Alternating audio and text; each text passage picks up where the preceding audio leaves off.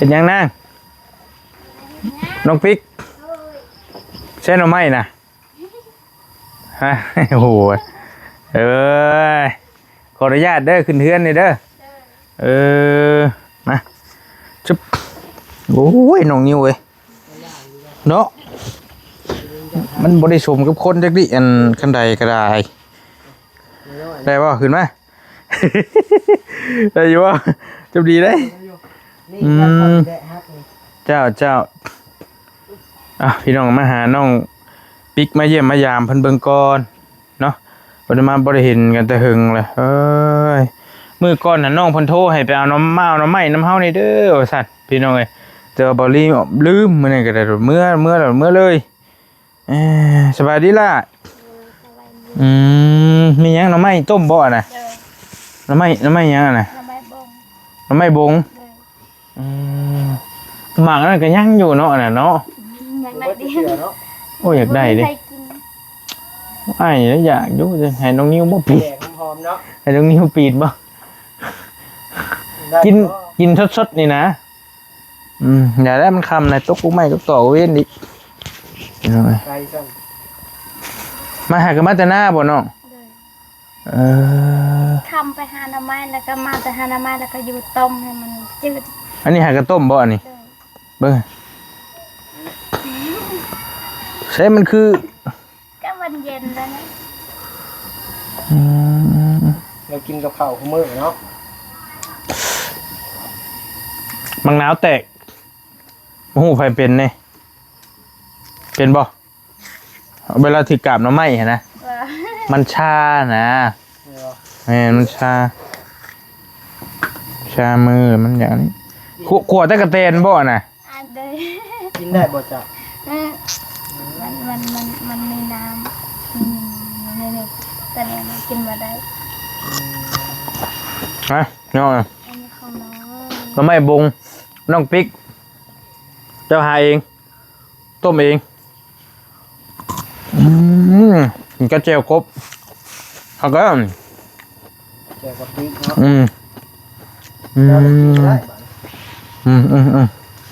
โอเคมาอาจจะเป็นก็ได้ปะนี่มาไปคุยกับน้องพันก่อนเนาะจะไปถ่ายอยู่รถก็ได้เปิดท่ายนางเพิ่งก็ได้เด้อมากับน้องนิวพี่น้องอีก2 คนคำคือพี่คือเกามันนี่ก็ได้แค่นี้คำมีหมูอยู่มันนี่แต่เกาคำผู้เดียวรถโอ้เสียวสลังอยู่เยยโอเคเดี๋ยวคุยกับน้องพันก่อนอยู่เพื่อนกับไพ่นี่ล่ะใช่น้องอยู่ใช่ไหมน้องไปอาบน้ำโอเคปึ๊บอันนี้บอลน่ากินแมลงยำแมลงนะเป็นแต่แซ่บอยู่ให้พันมากอยู่เลยเสียแต่มันหน่อยเพราะจีคอน้ำเจ้าคือว่าจะได้หามาได้ลายเรื่องมือหนาเด้อพี่น้องเลยดำหน้าบ่หรือว่าเห็นยังอยู่นะให้ที่ไหนคำบาดเจ็บหยามันบ่เป็นหน้าที่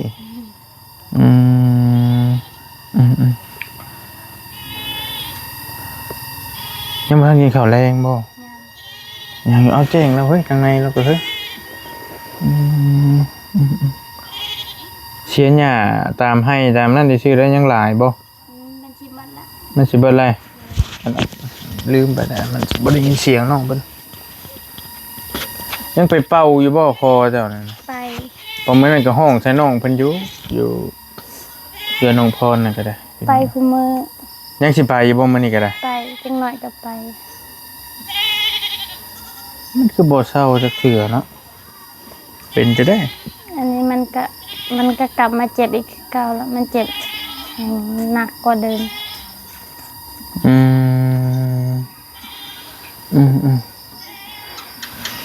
คือน้องเพิ่นนี่บริมาหาเทื่อแรกเนี่ยบริเอาเงินมามอบให้เพิ่น2 ล้านบ่ตอนนี้แม่นละ2 ล้านคือน้องเพิ่นนี่เพิ่น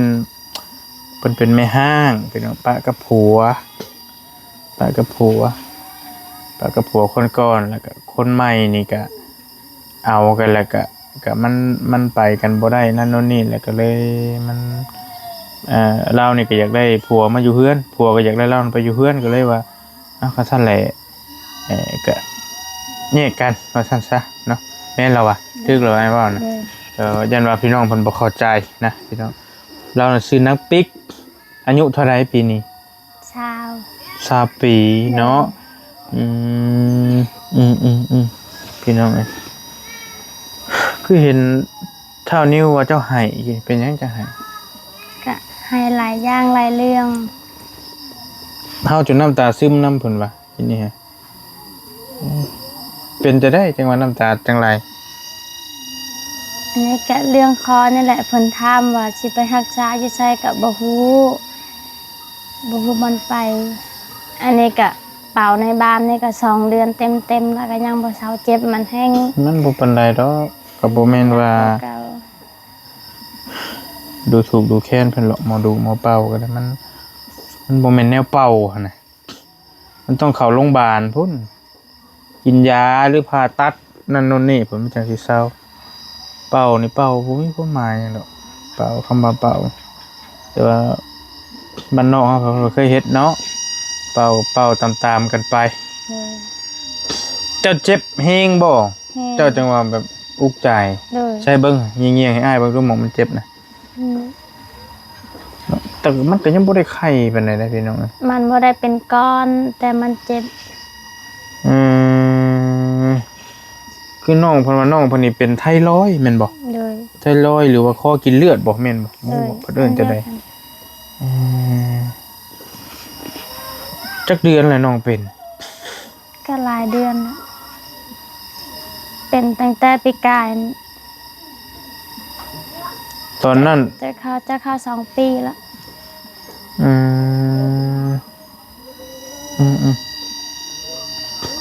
อ้ายมาถามช่วงนึงน่ะคือได้ยินว่าทีมงานว่าไข้แน่แล้วแม่นบ่โดยตอนนั้นไข้แน่และตอนนั้นก็รู้สึกว่ามันก็สิดีต่อไปแต่วันนี้มันกลับมาเจ็บประมาณอาทิตย์นี่แหละตอนเบายาวมาตอนนั้นคิดว่ามันสิดีขึ้นละคิดว่ามันสิบ่เศร้ามันสิเศร้าเจ็บแล้วมันสิดีนะเนาะคิดว่านะแต่จักมันเป็นอย่างมาเศร้าเจ็บอีกบัดนี้นะแห้งหนักกว่าเดิมก็ไปกินน้ำพริกน้ำหยังบ่จ๊ะบ่ได้กินหยังกะลำนึงนะกะลำหลายอย่างหลายกะลำประเภทน้ำไหม้นี่ก็บ่จากปานใดนะอ้ายน้ำไหม้นี่กินได้แต่น้ำไหม้บงที่มันบ่มีน้ำมันบ่มีหยังมันก็น้ำไหม้เนาะคำว่าน้ำไหม้เนาะเข้าใจบ่ก็จักกินหยังน่ะบ่มีแนวกินติโดยซะเลย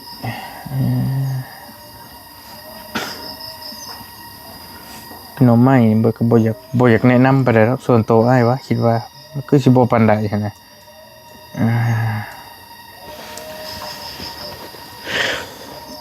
เงินอ้ายให้ยังอยู่ซะ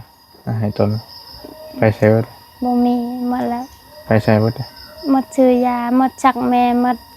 เฮ็ดหลายอย่างหลายแนวซักแม่จักก็เป็นนี่แม่นบ่โดยอันนี้แม่ก็ป่วยอยู่ให้แม่ป่วยอยู่หน้าผู้เดียวนี้โดยเพิ่นเป็นหยังน่ะผู้แม่เจ้าน่ะแม่ก็เป็นหลายอย่างหลายแนวอันเพิ่นก็จะน่ะก็เจ็บหัวจะน่ะก็ฮ้อนตีนจะน่ะก็ปวดแขนปวดขาเป็นรอยเป็นมึนเพิ่นก็บ่ได้ไปใช่เพิ่นก็อยู่ในเถียงนั้นเวียกเพิ่นก็บ่ได้เฮ็ดแต่พ่อเจ้าโดยตายเจ้าจอยเนาะไอ้เห็นแม่จังกันเนาะโดยบางมื้อหลายชั่วโมงนี่บางมื้อเราก็บ่ได้กินข้าวบางมื้อก็กินบ่ได้กินชดข้าวโดยโอ้ยเจ้าคิดมาแล้วค่อยบัดนี้จักตัวเองแน่จักแม่นี่ก็ปานนั้นแม่นบ่เลยอยู่ผู้เดียวให้บ่อยู่ผู้เดียวให้หึงบ่เลยคิดทุกในใจกะบ่ฮู้สิเฮ็ดจังไดแม่ก็ป่วยก็บ่มีปัญญาสิเบิ่งแม่เบิ่งตัวเองก็บ่มีปัญญาสิเบิ่งก็นอนไปนอนมาก็ห ให้บัดนี้ ให้โดย อืมคือไปหาหมอนี่เพิ่นว่าจะเคยไปบ่หมอโรงพยาบาลน้องแพทย์โรงหมอบ่จักเคยติ อันนี้ไปคลินิกตอนนั้นน่ะถ้าบ่ได้เข้าโรงพยาบาลไปคลินิกธรรมดา ให้เพิ่นอีโก้เบิ่ง แต่อ้ายว่ายังรักษาได้อยู่สำเจ้า มันยังบ่ทันใหญ่บ่ทันหยังอะนะพี่น้องรักษาทันอยู่การสิรักษาค่าน้ำเงินน้ำทองนี่แหละเนาะว่าซั่นซะเบิดเลยบ่เงินน้ำโตตอนนมีจักกี่จักพันจักกี่ตอน บ่มี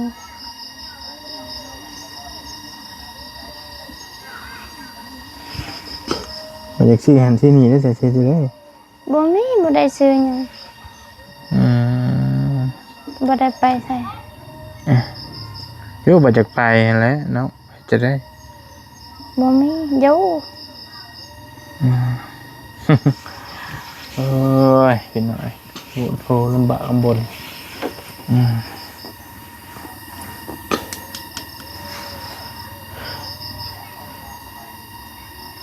คิดฮอดลูกในกับปานนั้นบ่คิดบ่ได้คิดบ่ธรรมดาบ่ เด้อ เอ้า เป็นจะได้ อันนั้นก็ย่าแหละ เราอยู่แบบสบายแล้วก็ย่าเขา บ่อยากคิด โดย ไปคิดนำให้คิดเด็กเนาะ โดย อืมเพราะว่าเรามีลูกคนนึงอยู่น้ำผัวนะพี่น้องกับผัวเพิ่นเลี้ยงส่วนหลายนะฮิตคนละเทิงนี่ยังอยู่น้ำผัวซะส่วนหลายแม่นบ่ โดย เพราะอ้ายเห็นส่วนหลายผู้ชายจะเอาลูกไว้ตัวคันลายอีหลีก็แบ่งกันมาเลี้ยงหั่นนะแต่ด้วยความละที่เรานี่แบบบ่อยากคิดนะบ่อยากคิดถึงลูกเลยก็เลยธรรมดาบัดบ่อยากคิดในส่วนนั้นคิดไปได้แห่งหลายเรื่องหลายเล่าวไปอีกบัด โดย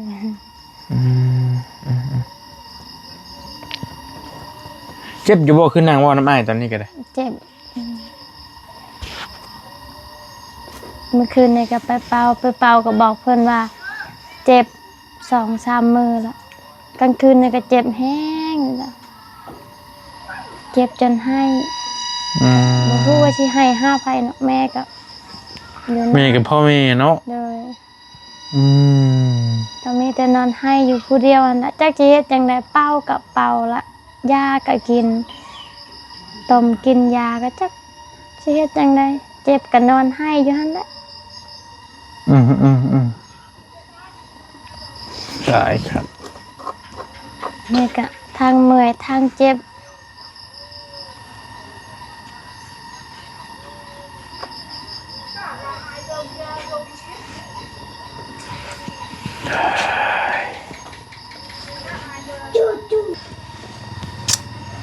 อดทนเอาเลยแล้วเด้อน้องเด้อเฮ็ดจะได้พี่น้องโอ้ยบ่กับโรคกับภัยนี่ต้องไปหาหมอเท่านั้นแหละจังสิเศร้าพี่น้องเอ้ยแม่ก็เป็นลาวก็เป็นนะข้าวน้ำซ้ำปลาเจ้าก็ยังอยู่บ่ ยัง ยังเข้ามาแต่ไส ข้าวเบายาวซื้อให้ดิ เอ่อข้าวก็บ่ได้กุ้มกินนะแล้วก็ต้องเฮ็ดให้พี่น้องเอ้ยเพื่อนซ่านนี่ก็พออยู่แน่เนาะกลางๆนี่แหล้วไฟฟ้าก็บ่มีสภาพก็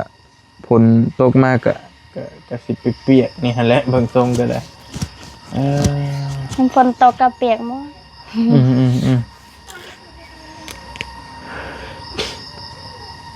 เรื่องเดียวนี่บ่ที่เห็นให้เจ้าน้ำตาไหลได้ตอนนี้เรื่องคิดเรื่องโลกเรื่องภัยนี่แหละเนาะ เออ คิดน้ำตัวเองแน่น้ำแม่แน่ เอออันนี้ก็พาแม่เมื่อนอนเฮือนแม่ก็บอกว่าบ่อยากเมื่อน่ะอายบ้านน่ะอายเมือง เอ้าหายไปเลย ก็มีแต่เจ็บมีแต่ป่วยเนาะทั้งลูกทั้งแม่ก็แม่ก็เลยบอกว่าสินอนอยู่ให้แต่บ่ฮู้ว่าสิตายมื้อใดเพิ่นก็บ่ยอมเมื่อ ว่าดอกว่าได้ก็ได้ เพิ่นก็นอนอยู่หั่นแหละ นักก็ดีบ่แม่เจ้านะแล้วก็ ก็ถามว่านักบ่ พอ เพิ่น ก ก็บ่ พอกลางๆบ่ โดยเพิ่นก็บ่ชำนอนเพิ่นก็ย่างไปนั่นย่างไปนี่ โดย แต่มือที่เพิ่นนักเพิ่นก็ปากจนบ่ออกเอิ้นก็บ่คานมีดอยู่หั่นแหละ อืมอืมอืมอืม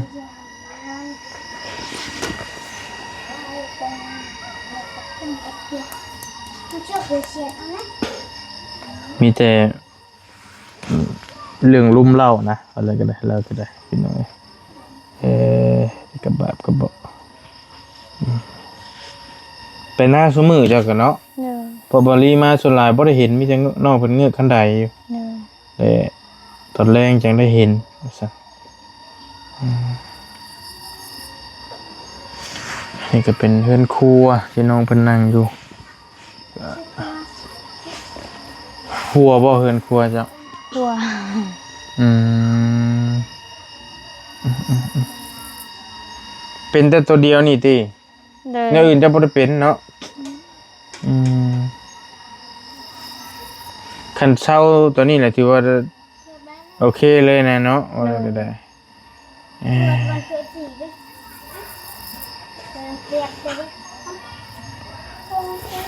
เอาพี่น้องมีแต่ขอคำแนะนำเนาะขอคำชี้แนะในจากพี่จากน้องพี่น้องจาก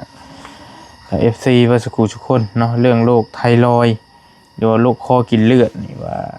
เฮาสิพอรักษาน้องสิช่วยน้องเพิ่นได้ซำใดแบบใดจังใดเนาะเพราะว่าบริเองก็บ่ค่อยมีความรู้ด้านนี้ปานใดพี่น้องก็เห็นแต่เมียบ่เชียงอะไรเพิ่นก็เป็นคือกันผู้นั้นก็ได้เพิ่นก็เป็นไทรอยด์คือกันเนาะลำบากลำบนพี่น้องอยู่เพื่อนเจ้าย่างไปบ่ไปนาก็ได้ เด้ย่างไป ย่าง ปัดไปตลาดตะลี่ได้แถวไปจากไป ไปตลาดก็คันมีรถไทยคนอื่นออกไปก็ขี่รถไทยนำเพิ่น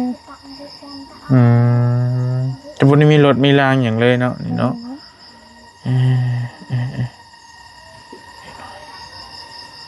คันมันสำคัญอีหลีนั่นน่ะแบบมื้อนั้นก็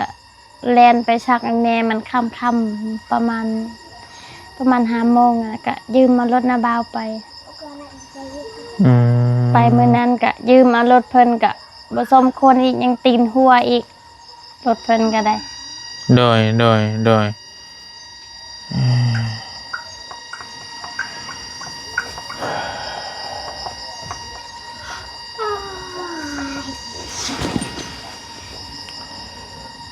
จังไงสิวาน้ำแลบบอรี่ก็ได้พี่น้องเพิ่นให้คลำอย่างนี้นะเจ้า ขลำหลายอย่าง กินไข่กินมีกินพวกนี้กินได้อยู่ที่ กินได้ แต่ประเภทน้ำมันหรือหมูกินบ่ได้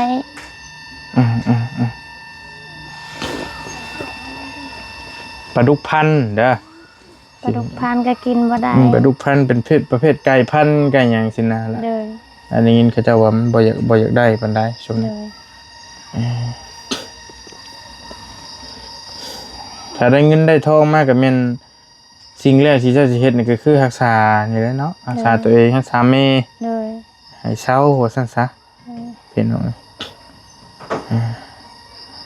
แต่ที่เหลือก็จังว่ากันบัดนี้เบิ่งความแน่จำเป็นเฮือนชาติแล้วก็หลายสิ่งหลายอย่างบ่ได้เบิ่งก็ได้น้ำในพื้นไฟก็บ่ได้มีเนาะ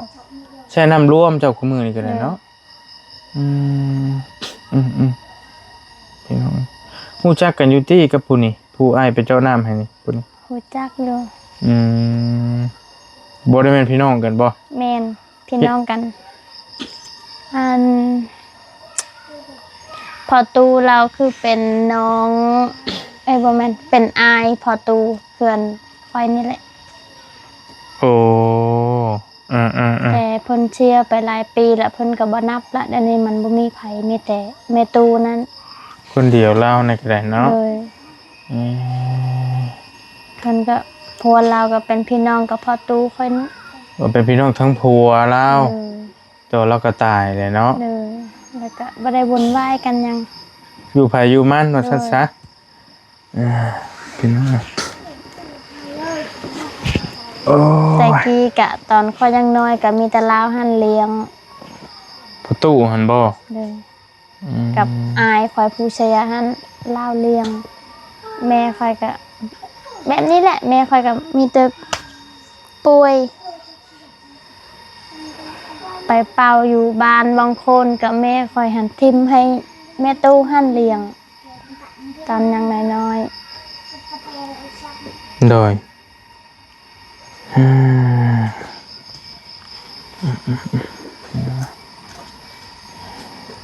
เขาห้องน้ำห้องในกับพุ่นละป่าพุ่นละตีน้องตี ๆเลย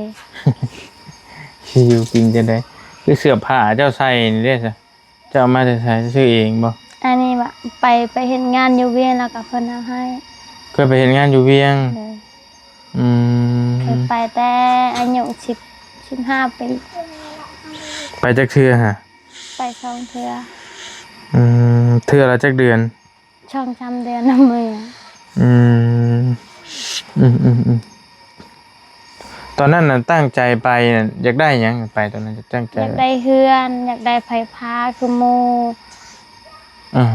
อยากได้น้ำให้แม่สบายบ่อยากให้แม่ไป เอาน้ำรวมอีกมันเมื่อยบ่ทำอิ่วมันแต่มันบ่ได้ ต่อคิวกันแล้วบางทีกันเนาะน้ำรวมนี่ก็ มันมีบ่อเดียวได้พี่น้องก็ต้องถ่ากันนึกถึกนึกน้องอีกจะได้เฮือนเนี่ยมันดีๆแน่สั้นซะเนาะจะได้ไฟฟ้าจะได้น้ำใส่เอาซะพี่น้องแต่ก็บ่ได้ช่ำเนาะโอ้ย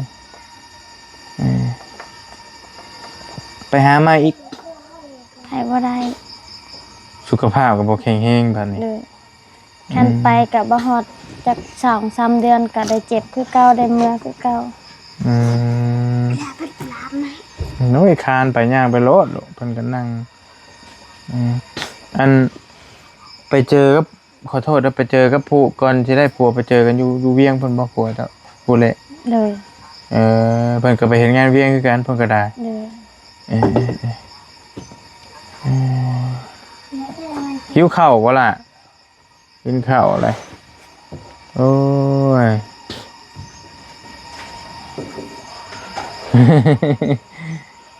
กินกับหยังอ่ะ ตะกะแตน ขั่วตะกะแตน เลย แซ่บได้ จะ พี่ ห น้ นั อง มึงแต่กะแตเลยเชิญเนี่ยแต่เจ้าตะงาน ให้ไปก้าน อะเพราะ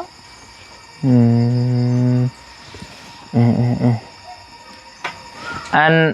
น้องนิ้วไอ้หาเนี่ยเอาไข่มาให้นี่อันแต่ไข่ตัวไอ้ซื้อฮะไข่กับมีฮะแก๊สหนึ่งฮะสิมาแบ่งให้น้องเพิ่น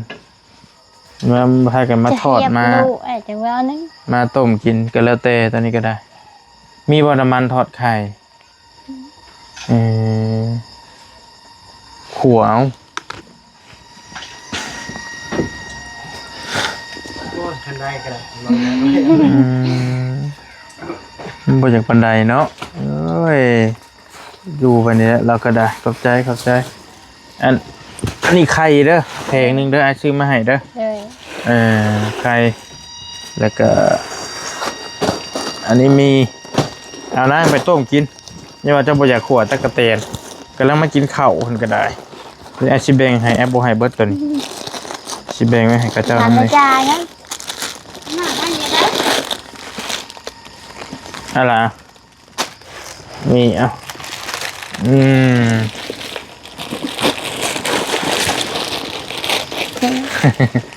ไปพากันไปต้มกินเด้อ เลย เอาต้มกินไหมนะกินบ่เพราะนั้นน้องแท้ๆบ่น่ะ เลย คือหน้าบ่ค่อยคือกันปานใดไผงามกว่ากันผู้น้องและงามกว่าผมชม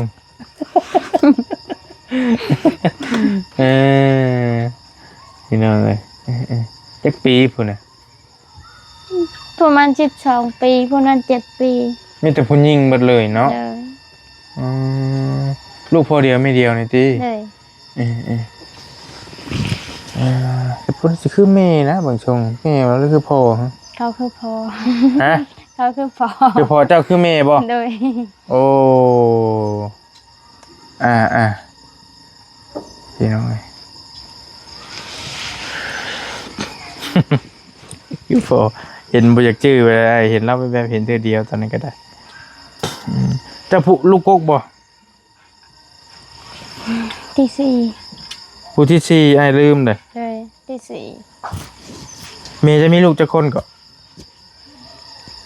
เสียกะ3 กระซ้ำเจ้าลูกกกเลยเสีย3คนผู้ เด้อ ปอต้องเสีย3คนแหละผู้ที่4เนี่ยแม่นยังคือเจ้านี้ เด้อ ก็เป็นลูกกกเลยเจ้าเนาะว่านั่นซะพี่น้องเพราะว่า เด้อ เพราะว่าเสียแล้วดิพุ่นน่ะโอ้เป็นหยังจังเสียคือว่าเสียได้เสียเอาซะเห็นอยู่บ่เจ้าก็ 2 คนบ่เห็นแต่อายเห็นเสียไปกายนี่ เพิ่นเป็นหยังนี่ อายบ่อายก็เป็นรอย แล้วก็ลูกบ่ได้จอยแล้วก็เสียเดือนนี้แหละเพิ่นเสียนะ อืม พอดีครบปีหนึงอะ โอ้ยกระบะเอาเป็นเสียด้วยโรคเราเองเนาะผู้เกี่ยวเองว่าซั่นซะพี่น้องแซ่บอยู่บ่นางแซ่บบ่อืม โอ้ละ ยิบ เย อยู่ อะแต่ดูเยอะจัง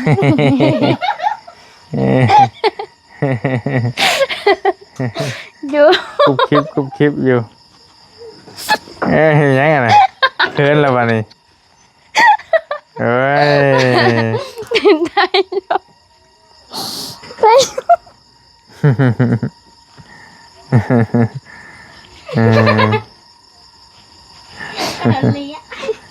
มียังหัวพี่ช้าง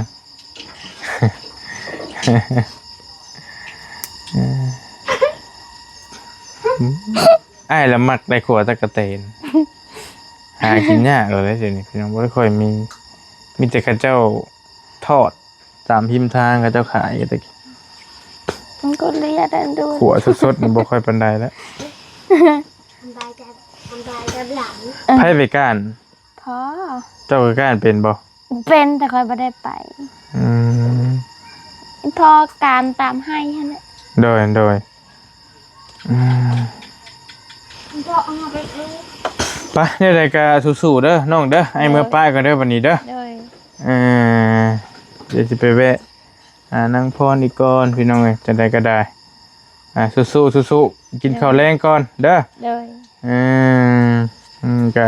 เป็นไข่เป็นมีดก็ของอ้ายเองนี่แหละเด้อซื้อมาให้เด้อ โดย อืมโอเคอยู่ดีมีแฮง โดย สบายดี โดย เออลืมถามเลยก่อนสิไปชื่อจะได้เกาะพูดนะ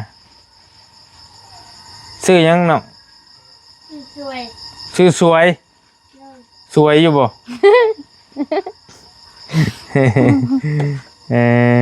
ชื่อสวยภาษาผู้นี่ดิ ชิชาน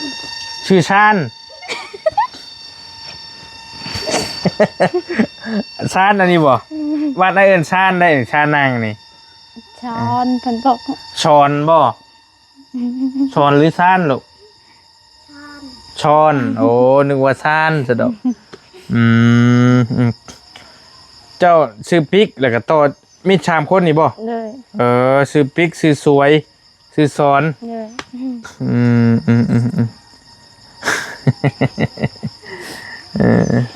โอเคมาเอาไม้ให้อ้ายบัดนี้ไปป้าก่อนไปพี่น้องบอลลี่ขอโตวเดินทางเนาะจบคลิปปิดคลิปไว้เพียงสำนี้ก่อนมาเยี่ยมมายามทางอีหล่าปิ๊กเพิ่นพี่น้องไอ้เพิ่นก็อยู่กับน้องและ3สาวว่าซั่นพ่อแม่ก็นอนอยู่นะเนาะกับเกิดภาวะโรคลุ่มเล่าพี่น้องจักแม่ยังจักเมจักเล่าเองเราก็เป็นโรคภัยไข้เจ็บสารพัดสารเพเนาะสู้ๆจังไดก็ได้เพราะว่าเล่านี่ก็สิแต่เลิกกับผัวว่าซั่นซะเป็นแม่ห้างอายุยังน้อยอยู่ได้พี่น้อง20ปีเราก็ได้สู้ๆเด้อบ่จะคู่ทุกคนในใดก็ได้บริโภคโตก่อนเดินทางก่อนบัดนี้บ๊ายบายพี่น้องเลยจังว่า